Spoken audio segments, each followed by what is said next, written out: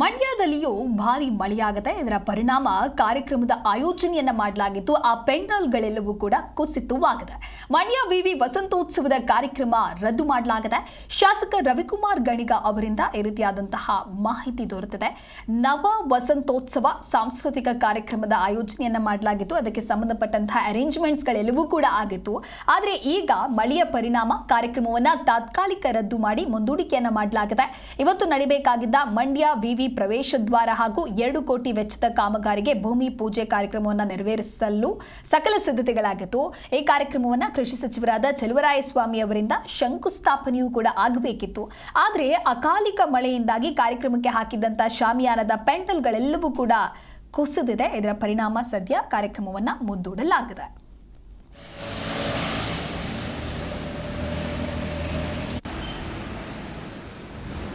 ಇವತ್ತು ಮಂಡ್ಯ ಯೂನಿವರ್ಸಿಟಿ ಗ್ರೌಂಡ್ನಲ್ಲಿ ನಡಿಬೇಕಾಗಿದ್ದಂಥ ಯುವ ಸಂಭ್ರಮ ನಿನ್ನೆ ರಾತ್ರಿ ಸುರಿದ ಭಾರಿ ಮಳೆಗೆ ಹಾಕಿದ್ದ ಪೆಂಡಲ್ ಬಿದ್ದೋಗಿದೆ. ಅದರಿಂದ ಕಾರ್ಯಕ್ರಮವನ್ನು ಇವತ್ತು ರದ್ದು ಮಾಡ್ತಾಯಿದ್ದೀವಿ. ಯಾವಾಗ ಮಾಡ್ತೀವಿ ಅನ್ನೋದನ್ನು ನಾಳೆ ನಿಮಗೆ ಘೋಷಣೆ ಮಾಡ್ತೀವಿ.